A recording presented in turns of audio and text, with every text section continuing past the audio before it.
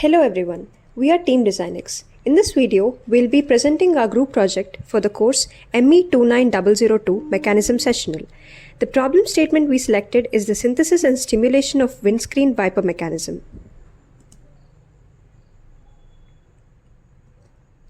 I'm Pravalika Vasadi, a third-year undergraduate student in the Department of Mechanical Engineering. My teammates for this project are Chandana and Vedakshari from Mechanical Engineering.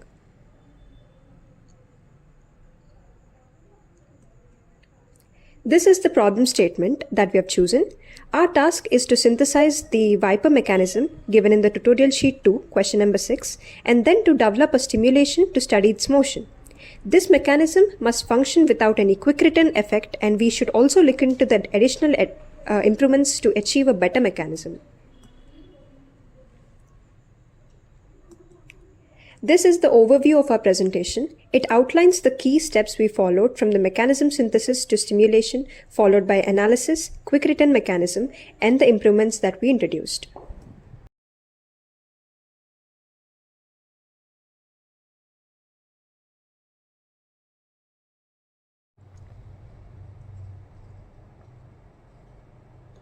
For the synthesis part, we began by selecting the correct link lengths for the crank, coupler, rocker, and ground as specified in the problem statement. As we see in the mechanism, O2, A, B, O4 is the 4R chain. Here O2A acts as the crank, AB is the coupler, O4B is the rocker, and O2O4 forms the ground link. Before proceeding, we need to check whether the mechanism satisfies Grashof criteria to allow continuous rotation of the crank. As shown, we did the following calculations and we confirmed that the chain satisfies Grashof criteria, which ensures the mechanism contains a functioning crank. So we can proceed further. Next, we found the dead center configurations of the mechanism. These positions represent the extreme limits of the wiper link moment. Identifying these extreme positions is essential because it allows us to accurately shade and visualize the total area wiped by the wiper. These are the configurations obtained, and this is the shaded region. Coming to the stimulation part, we use SolidWorks software to model and analyze the motion of the wiper mechanism. We began by creating each link of the mechanism as an individual part, maintaining the exact dimensions obtained from our synthesis calculations. Once all the parts were ready, we assembled them by assigning the correct revolute joints at the correct locations, by meshing them up.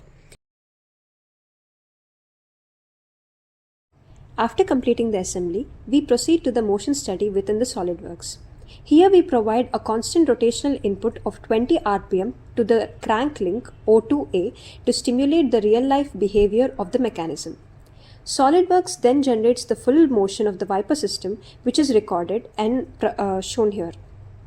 In addition to the overall motion, we also trace the exact path followed by the tip of the wiper to visualize the wiping pattern on the windshield so that we can record the area wiped by the wiper.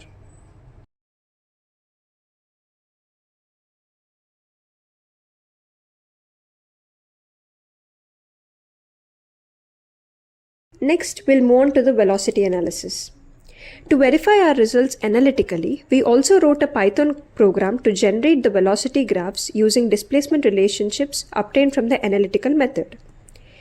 These equations were directly incorporated into the code, allowing us to compute the angular velocity of the rocker link for every crank position.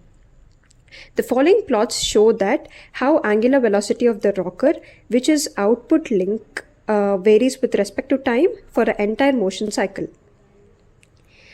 This explains how the motion is performed and whether the motion is smooth or if there is any sudden fluctuations, etc.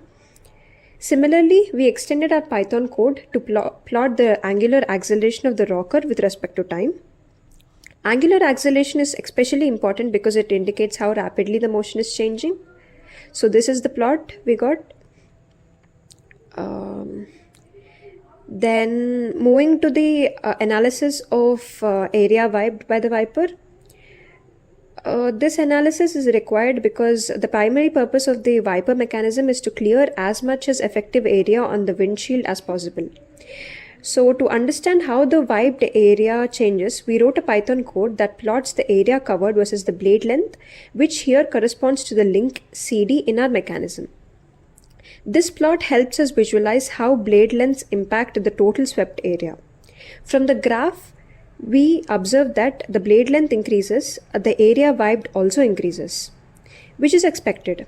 But however, there is a limitation in this specified mechanism. As we can see here, the distance O4-O6 is designed to be equal to the distance of CD, which means that simply increasing the blade length increases the O4-O6 also, which is not always possible. Therefore, extending O4-O6 indefinitely isn't a practical solution. Instead, we must select optimal blade length, one according to the possibility and requirement.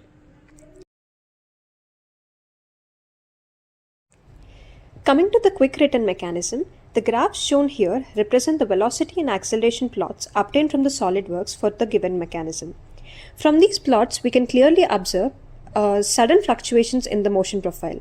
Specifically, the written stroke occurs faster than the forward stroke, which is the characteristic of the quick written behavior. However, this quick written effect is not desired in our wiper mechanism because it leads to non-uniform motion of the output link, that is the rocker, and the uneven winding speed.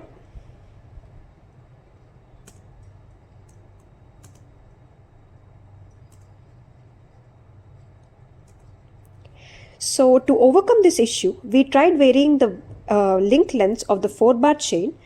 Our aim was initially to modify the geometry so that the velocity versus time graph becomes smooth without any sudden dips or spikes. Testing multiple cases, we found out that reducing crank length helped significantly. So when we decrease the length of the crank, the motion becomes more uniform and the velocity profile started resembling a smoother sinusoidal pattern. After testing multiple configurations, we identified an optimized crank length of 15 millimeters, which reduces the disturbances. Now, coming to the summary of our work, from our analysis, we observed that the velocity and acceleration graphs improved significantly after optimizing the crank length. The motion became smoother and the quick return effect was greatly reduced. However, there is an important catch. When we reduce the crank length too much, the area wiped by the wiper decreases drastically, almost to the half of the original coverage. This reduction in the wiping area is not desirable.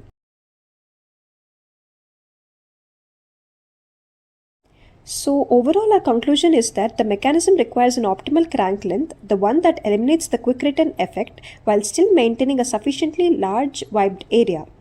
So a crank length between 15 mm and 30 mm might do the work. With this, we conclude our presentation. It was truly a great experience working on this mechanism. This project allowed us to apply the concepts that we learned in the course, kinematics and kinetics of machines, and to understand the subject more deeply in real life. Thank you.